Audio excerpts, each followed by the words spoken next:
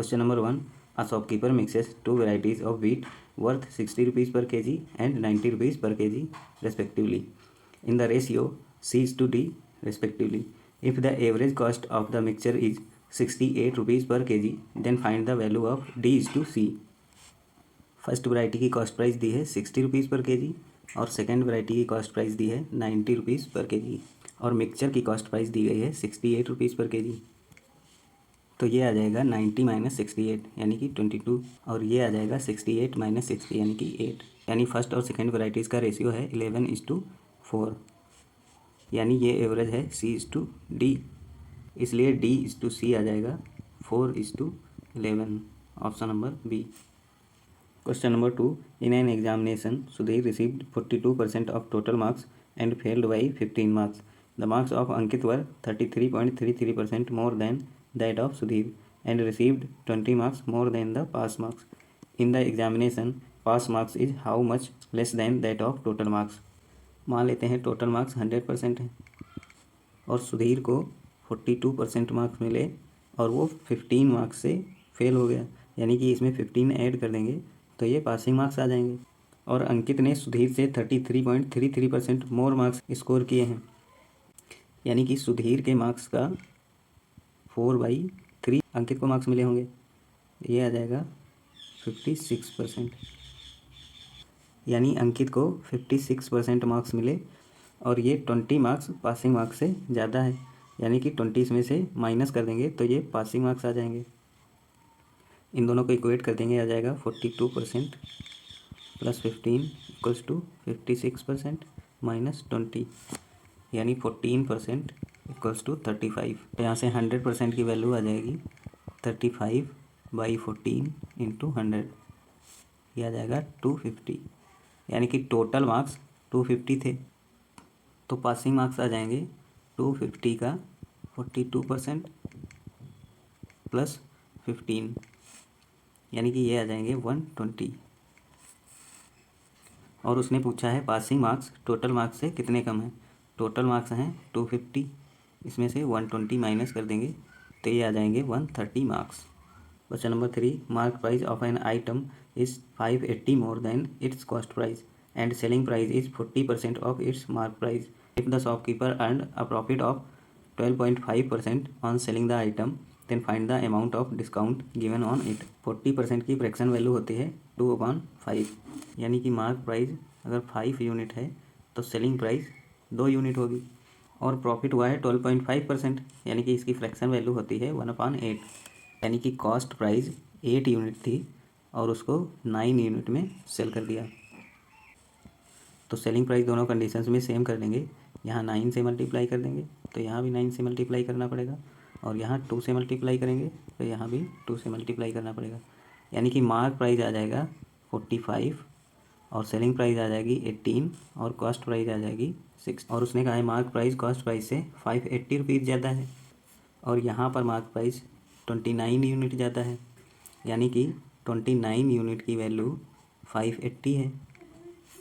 और उसने डिस्काउंट पूछा है, मार्क प्राइस है 45 यूनिट और सेलिंग प्राइस है 18 यूनिट, यानी कि कितना डिस्काउंट दिया 27 यूनिट। इसको सॉल्व कर लेंगे, यह डिस्काउंट आ जाएगा, यह आ जाएगा 540 rupees. Question number 4. The ratio of ages of husband and wife 2 years was 4:3 and the ratio of their ages after 6 years will be 5:4. What will be the ratio of their ages after 2 years? Husband और wife की 2 साल पहले की as का ratio दिया हुआ है 4:3 और 6 ईयर के बाद का रेशियो दिया हुआ है 5:4। किन्हीं भी 2 पर्सन्स की एज का डिफरेंस हमेशा सेम रहता है, तो यहाँ पर देखें डिफरेंस कितना है 1 यूनिट का और यहाँ पर देखें तो डिफरेंस 1 यूनिट का, यानी यहाँ पे डिफरेंस ऑलरेडी इक्वल है। ये रेशियो 2 साल पहले का है और ये 6 ईयर्स के बाद का है। यहाँ पर देखें तो एज का डिफरेंस 8 ईयर्स है, यहाँ पे एज 1 यूनिट से बढ़ रहा है, यानी कि 1 यूनिट की वैल्यू 8 ईयर्स है, तो 4 यूनिट की वैल्यू आ जाएगी 32। ये हस्बैंड की एज 2 साल पहले की है तो 2 ईयर्स और ऐड कर देंगे इसमें तो ये प्रेजेंट एज आ जाएगी और वाइफ की एज आ जाएगी 8 × 3 यानी 24 और ये 2 साल पहले की एज है, यानी कि 2 इसमें ऐड कर देंगे तो ये प्रेजेंट एज आ गई। और उसने 2 साल बाद की एज का रेशियो पूछा है, इसलिए हस्बैंड की एज में 2 ईयर्स ऐड कर देंगे और वाइफ की एज में 2 ईयर्स ऐड कर देंगे। ये 2 साल बाद की एज आ गई। तो हस्बैंड की एज आ जाएगी 36 ईयर और वाइफ की एज आ जाएगी 28 ईयर्स। तो रेशियो आ जाएगा 9:7। Option number E, none of the. Question number 5, P started a business with Q such that the investment made by him was 4 times the investment made by Q and his period of investment is 6/5 times the period of investment of Q. If P received 45,000 rupees, what is the total profit? P और Q ने business start किया और P का investment Q के investment का 4 times है। P ने Q के टाइम का 6/5 टाइम के लिए इन्वेस्ट किया है, यानी कि P के इन्वेस्टमेंट का टाइम 6 है और Q का 5। यहाँ से दोनों को मल्टीप्लाई कर देंगे तो प्रॉफिट का रेशियो आ जाएगा, ये आ जाएगा 24:5। ये P का प्रॉफिट आ गया और ये Q का प्रॉफिट आ गया। और P का प्रॉफिट दिया हुआ है 45,000, यानी 24 यूनिट की वैल्यू 45,000 रुपये है। और उसने टोटल प्रॉफिट पूछा है तो 24 + 5 ये आ जाएगा 29। इसको सॉल्व करेंगे तो टोटल प्रॉफिट आ जाएगा 54,375 रुपये। Question number 6, there are 3 numbers x, y and z such the sum of x, y and z is 952. If the ratio between y and z is 5:3, then the value of z is। x और y का ratio दिया हुआ है 2:3, y और z का ratio दिया है 5:3। तो y की वैल्यू दोनों रेशियोज़ में इक्वल कर लेंगे, तो यहाँ 5 से मल्टीप्लाई कर देंगे तो यहाँ भी 5 से मल्टीप्लाई करेंगे और यहाँ 3 से मल्टीप्लाई कर देंगे तो यहाँ भी 3 से मल्टीप्लाई कर देंगे। इनका रेशियो आ जाएगा 10:15:9। इन तीनों का सम दिया हुआ है 952 रुपये, यानी कि 30।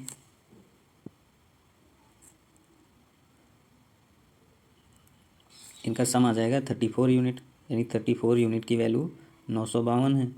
और उसने जेड की वैल्यू पूछी है, जेड की वैल्यू है 9 यूनिट। इसको सॉल्व कर लेंगे, जेड की वैल्यू आ जाएगी 252। Question number 7, in a school only 30% of the boys and 20% of the girls like cricket. If the ratio of boys and girls in the school is 4:3, then find the percentage of students who do not like cricket. Boys और girls का ratio दिया हुआ है 4:3। मान लेते हैं boys 40 हैं और गर्ल्स 30 हैं। 30% बॉयज़ क्रिकेट पसंद करते हैं, यानी 70% बॉयज़ क्रिकेट नहीं पसंद करते होंगे। तो 40 का 70% निकाल लेंगे, ये कितना आ जाएगा 28। ये वो बॉयज़ आ गए जो क्रिकेट नहीं पसंद करते हैं। 20% गर्ल्स क्रिकेट पसंद करती हैं, यानी कि 80% गर्ल्स क्रिकेट नहीं पसंद करती होंगी। इसे सॉल्व करेंगे, आ जाएगा 24। ये वो गर्ल्स आ गई जो क्रिकेट नहीं पसंद करते, यानी 52 स्टूडेंट क्रिकेट नहीं पसंद करते हैं और टोटल स्टूडेंट हैं 40 + 30, यानी कि 70। इसका परसेंटेज निकाल लेंगे, यानी कि 74.28%। Question number 8, Raman sold his bag and shoes for 4,200 rupees each. On the bag he earn profit of 16.66% and on the shoes he earn a profit and right 10/19%। Find the sum of the cost prices of bag and shoes. Bag की selling price दी है 4,200 रुपये और shoes की भी selling price दी है 4,200 रुपये। तो बैग पे 16.66% प्रॉफिट हुआ है। इसकी फ्रैक्शन वैल्यू होती है 1/6, यानी कि 6 की चीज़ 7 में बेच दी। तो बैग की कॉस्ट प्राइस आ जाएगी 4,200/7 × 6, ये आ जाएगी 3,600 रुपये। और शूज़ पर प्रॉफिट हुआ है 10 सही 10/19। इसकी फ्रैक्शन वैल्यू होती है 2/19, यानी कि 19 की चीज़ 21 में बेच दी। तो शूज़ की कॉस्ट प्राइस आ जाएगी 4,200/21 × 19, ये आ जाएगी 3,800 रुपये।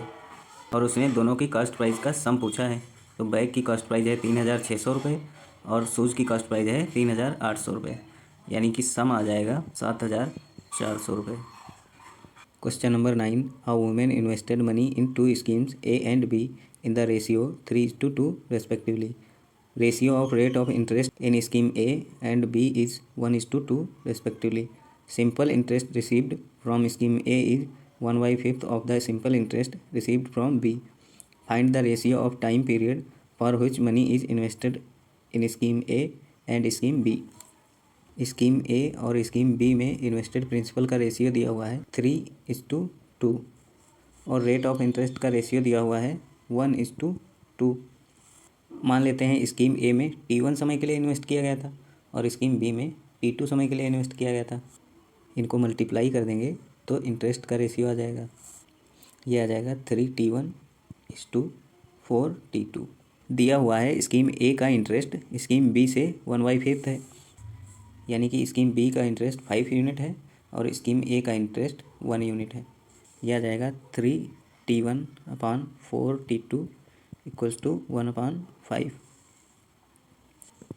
यानी दोनों स्कीम्स में टाइम का ratio 4:5। Option number C. Question number 10, a bus can travel 25% distance with 100 kilometre per hour, 3/8 of the distance with 60 km per hour and 1/8 of the distance with 50 km per hour and the rest of the distance with 40 km per hour in 7 hours. Find the distance traveled by the bus. मान लेते हैं total distance 8x है, 25% की fraction value होती है 1/4, यानी कि 100 kilometre per our की स्पीड से उसने 2x किलोमीटर डिस्टेंस कवर की और 60 किलोमीटर पर आवर की स्पीड से उसने 3x डिस्टेंस कवर की और 50 किलोमीटर पर आवर की स्पीड से उसने x किलोमीटर डिस्टेंस कवर की और रिमेनिंग डिस्टेंस होगी 8x - 6 यानी कि 2x, यानी कि 2x किलोमीटर की डिस्टेंस उसने 40 किलोमीटर पर आवर में कवर की और टोटल डिस्टेंस कवर करने में 7 आवर्स लगे।